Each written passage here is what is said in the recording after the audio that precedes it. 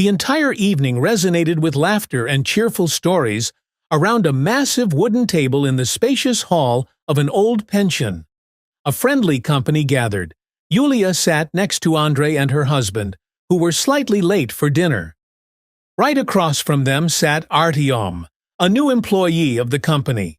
Formally, this event was a corporate picnic of the firm where Yulia worked. Under other circumstances, they would have left the next day after the picnic to return to the city. Andrei knew that his wife was a beautiful and successful woman. They had a wonderful job, 2 great sons aged 13 and 14, and it seemed their life flowed smoothly, full of happiness. However, over the last few weeks, Yulia had been somewhat withdrawn, as if something was troubling her.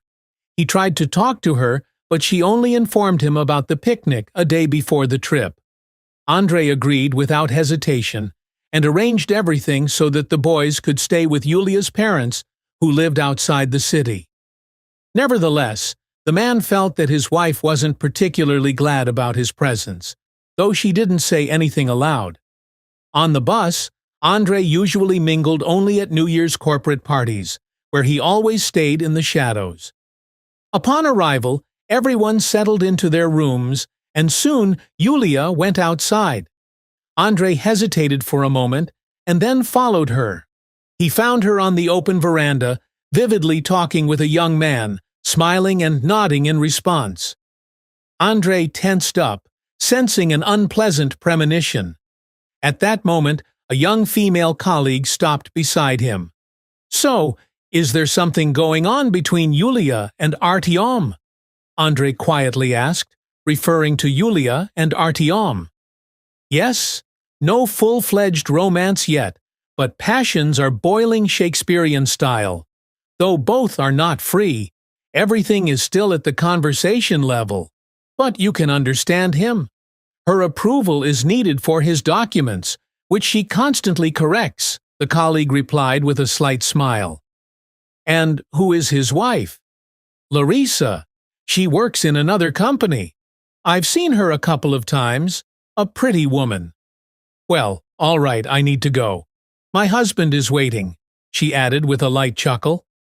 "And who are you?" "Katya, but I'm married." "Nice to meet you. I'm Andrei, and I'm also not free," he said restrainedly, hiding his inner tension. Having received this information, Andrei understood what this trip might lead to if he hadn't come along with Yulia. From that moment on, he didn't leave his wife's side, despite her obvious displeasure. At the evening gathering, conversations buzzed, but the tension in the air was palpable.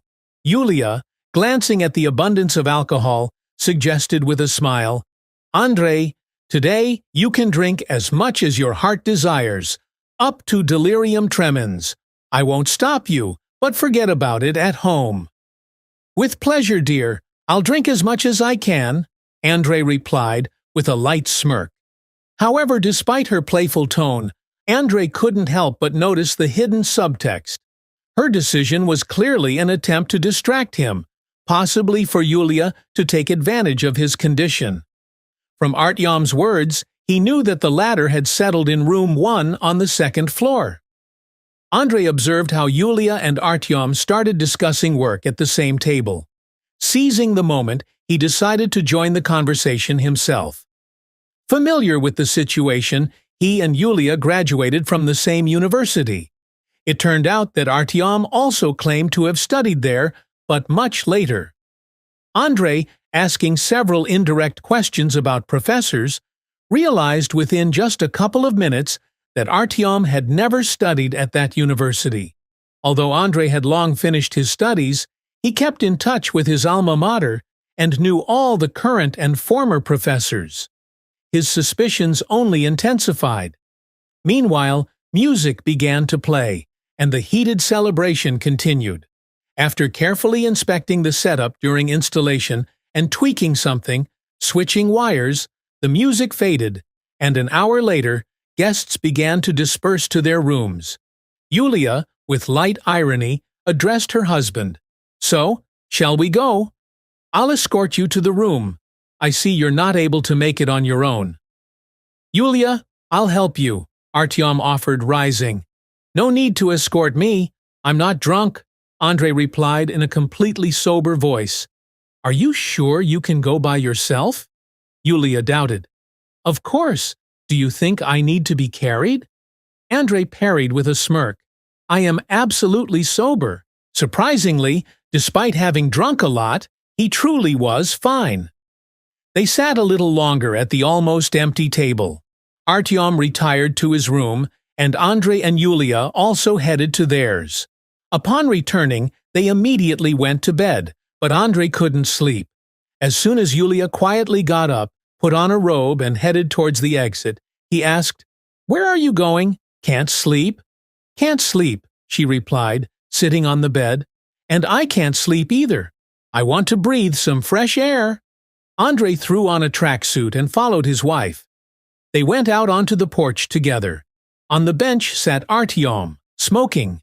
Seeing Yulia, he brightened up, but his joy quickly faded when Andrei appeared behind her. What, Artyom, can't sleep either? Andrei calmly asked. Yeah, I decided to smoke a cigarette before bed, to relax. Artyom mumbled, slightly embarrassed. Smoking is harmful, you know, Andrei said with a cold smirk. I know, but I don't smoke often. Just give me good cigarettes.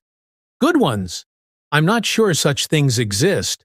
They all slowly but surely kill the body.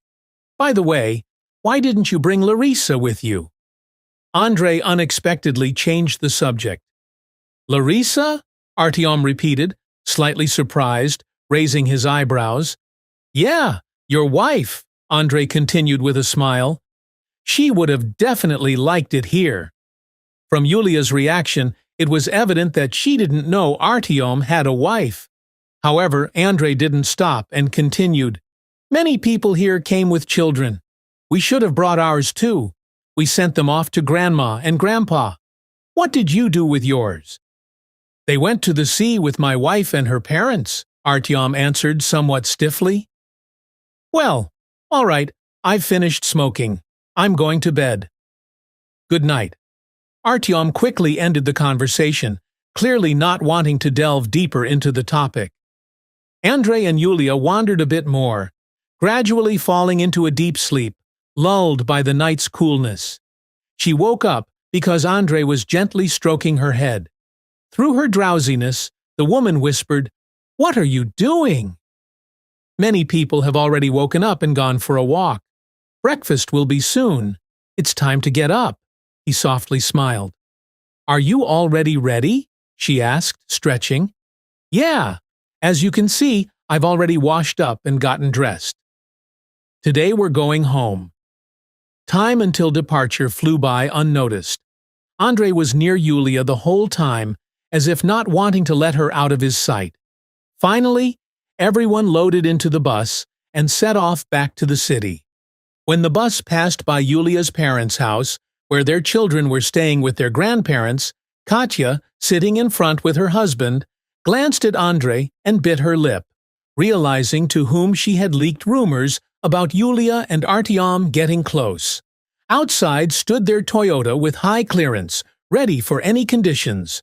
After warm hugs with the parents and short tales about the past retreat, they got into the car and headed home. At home, Yulia started preparing dinner, while Andrei and the kids worked on their small projects, absorbed in their tasks with enthusiasm. Soon, Yulia called everyone to the table, reminding them to wash their hands first. During dinner, the elder son recounted his morning stroll. It turned out that while everyone else was still asleep, Grandma had gone to the market and brought back fresh mushrooms. She fried them and said that there were a lot of mushrooms in the forest now. You ate them? Yulia was surprised. Yeah, it was very tasty. Why? Andrei, we need to call my mom and forbid her from giving mushrooms to the kids. It's dangerous. Oh, come on. Nothing terrible happens with adults. Dad, are we going to the village to pick mushrooms with the other grandma? Why not? It's only 7 p.m. now. If we hurry, we'll reach the village by 10 p.m. and can go to the forest early in the morning. But you have work tomorrow. Yulia reminded him. And in 10 days, I have vacation, Andrei countered. I remember, but I've accumulated some leave days. Within a few minutes, the matter was resolved. Sasha and Vovka started gathering. We're going to Grandma's in the village for a week. Do you know what to bring? Should we take fishing rods? Of course, bring them, Andrei smiled. You know what's needed. The kids happily dashed to their room to start packing. Andrei thoughtfully poked at his salad with a fork, then suddenly looked up and said, Leah, I'm not a child, and I understand everything perfectly well. You like Artyom, and on this trip, I was like a thorn for you. Everything you planned didn't happen because of me. Yulia was taken aback by these words, but quickly regained her composure. Andrei, are you serious? Are you jealous of me and Artyom? That's complete nonsense.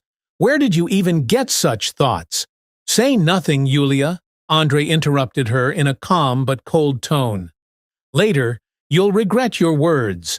I'm not even asking for confirmation from you. For me, it's an axiom. I know that because of my presence, nothing happened between you and him, but I don't intend to be your overseer. My trust is lost. I simply don't believe you. How could you think that? What came over you? Yulia looked at him with wide eyes. Nothing came over me. I understand everything. We'll return from the picnic with the kids in a week.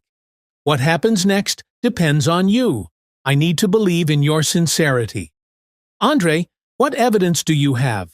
What are these accusations based on? Evidence matters to you, not to me. You need to decide whether we mean something to each other or if Artyom is more important to you. I haven't made a decision yet, but the disrespect you showed at the picnic is still something I'm processing. You'll learn my final conclusion when I bring the kids back. And if your lover shows up in this apartment while I'm gone, I won't leave it without consequences. At that moment, Sasha burst into the kitchen, joyfully announcing, We're ready to go. Andrei calmly put down his fork, stood up, and silently went into the room. Quickly gathering his documents, tracksuit, and slippers, he quietly left the apartment without saying a word of goodbye. Yulia was left alone in the empty apartment. She understood that Andrei was right. The whole idea of the trip was to spend time with Artyom. She sincerely hoped that Andrei would refuse to go, since he always disliked such events, considering them a waste of time and even harmful for the team. Artyom was a pleasant person, and since his appearance in the office, a friendly understanding developed between them. They often discussed work matters, and Artyom could make Yulia smile with his jokes. However, as she later realized, he sometimes lacked professional knowledge and got confused over basic concepts. Now, Andrei had presented her with an ultimatum, but she couldn't even imagine her life without him. Yulia understood that Andrei had no evidence of her infidelity, but she also clearly realized that he didn't need any. Now, how to get out of this complicated situation? Artyom wasn't important to her. Starting something on the picnic, perhaps light embraces or fleeting kisses. But upon arriving, she learned that Artyom had arranged a separate room for himself. This was a clear hint, and she felt relieved that everything fell through. Yulia knew that their all-female collective always noticed everything, and she didn't want the situation to spiral out of control. After Andrei left with the kids, she stayed home alone, washed the dishes, and, standing in front of the mirror, pondered her marriage. Losing Andrei was unthinkable. If there was even the slightest chance to save their relationship, Yulia intended to seize it. Meanwhile, Andrei and the kids, grabbing buckets and baskets, loaded everything into the car. Andrei's father joined them.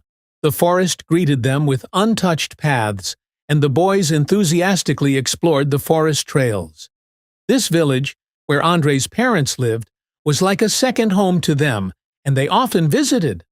The local forests delighted with a rich harvest of mushrooms, as Ignat immediately noted. This year is good for mushrooms. These places are such that city folks don't make it here. Why? Don't they know the road? Sasha asked. They know the road, but they're afraid of snakes. There are many of them. Ignat winked at his son. Out of fear, even a common snake seems like a viper. Though, I must admit, vipers live here too. Look, one is basking in the sun. Seeing the snake, Sasha and Vovka excitedly rushed towards it. Where are you going? Ignat sternly called out. Are you going to catch the snake? Yeah, we'll take it home to the city. Now, remember what I taught you. In the forest, you shouldn't touch snakes, hedgehogs, or bother wolves and bears. In unison, the boys replied. Correct, but do you really think you can handle a bear? Or a wolf? Well, that's wrong. We can't harm them, Sasha protested. And what about the fact that a viper's bite is deadly? Does that tell you anything? Maybe we can at least catch a grass snake. No, we won't catch anyone. Just look at the viper, but don't get too close. While they were discussing the viper, it sensed danger and disappeared into the undergrowth. They reached home without incident. Marfa Osipovna, seeing them, greeted them warmly. Oh, I'll be cleaning them till morning. Mom, don't worry.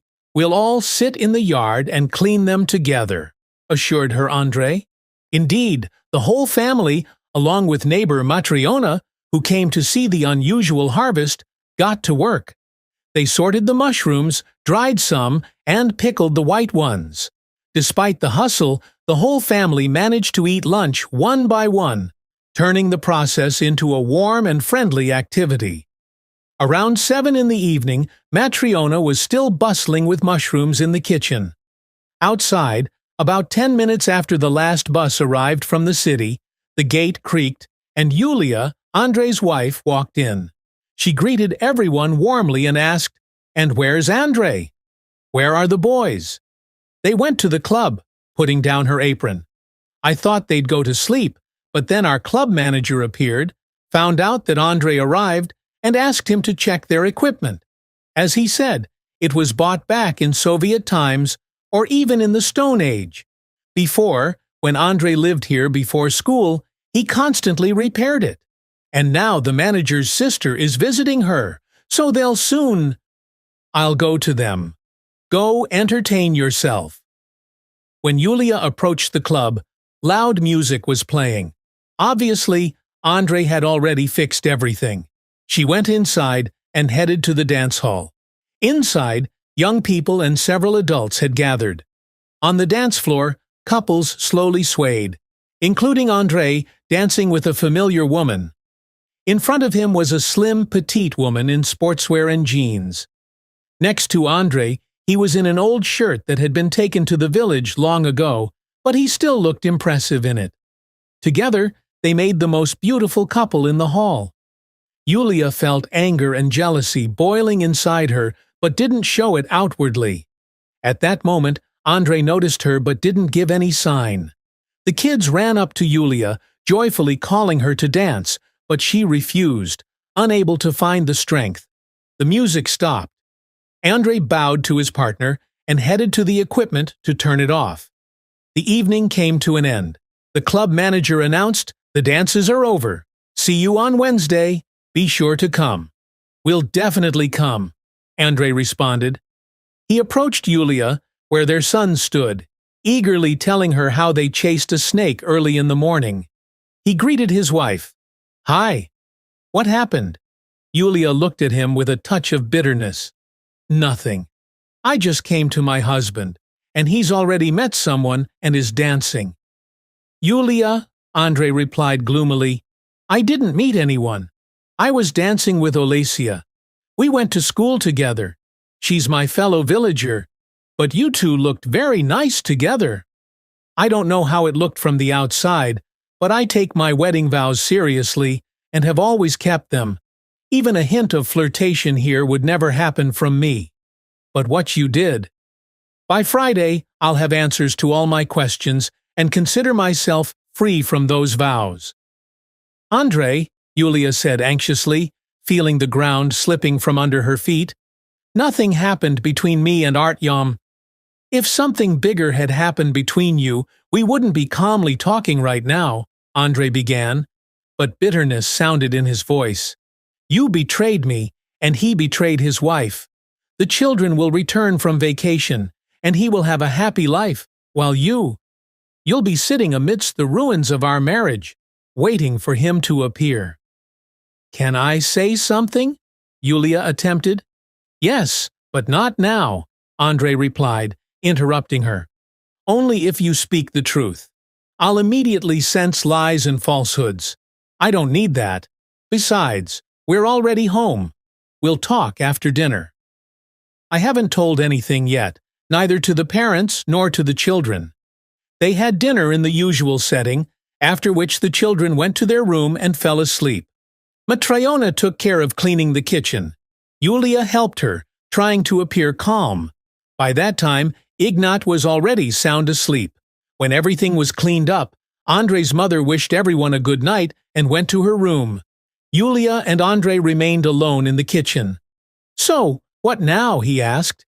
I don't want to wait until Friday, she quietly replied. What about your job? His voice was cold and detached. I took some days off, then vacation. After the vacation ends, I plan to quit. Yulia looked into his eyes, trying not to look away. Let's talk about everything in order. I won't hide it. I genuinely liked Artyom. He flirted subtly and beautifully, and I got carried away. Yes, I noticed that his professional knowledge wasn't perfect, and when you talked to him at the table, I realized he hadn't studied at our university. Moreover, he hid from me that he has a wife and children. But none of that is important. The main thing is that after you left, I saw my life from the outside and realized I made a huge mistake. I realized how much I love you, that I can't lose you. I want to spend my life with you and grow old with you. She paused for a moment, trying to gather her thoughts. I don't know how truthful this sounds, but it's pure truth. What I did was stupid and wrong, and there's no excuse for it. But I sincerely want to fix everything and am ready to do whatever you say. I've learned this lesson. Please give me a chance to save our family. I'll do everything in my power to restore your trust. You'll never regret it. Did you plan anything during that picnic trip? Andrei asked. His voice was tense but controlled. No, our relationship didn't go that far. If it weren't for you and your presence at the picnic, everything could have gone further. I think your presence was also a restraining factor for him, although he was certainly unhappy about it. Well, Andrei sighed, today I disappointed him even more. I didn't sign any papers because everything needs to be redone. I didn't intend to deal with it. I wrote a service note and, along with applications for days off, vacation, and resignation, handed them to the general director. Everything was signed except for the resignation. The general director called me, asked what happened, and said he would check where this guy studied. He doesn't know basic things.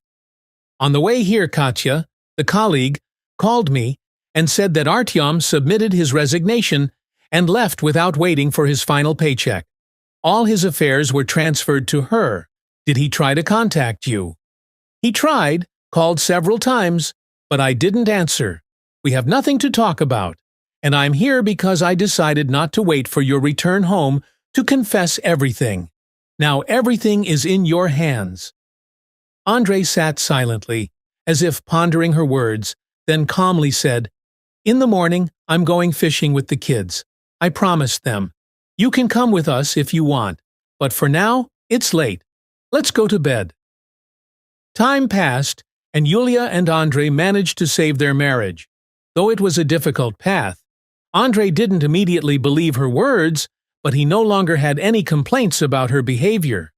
In turn, Yulia became more attentive to family values.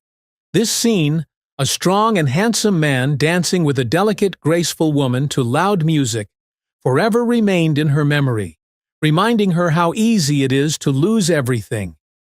As for Artyom, after quitting, he disappeared. His fate remained unknown for a long time. Eventually, it became known that his wife filed a missing person report. A year and a half later, she divorced him.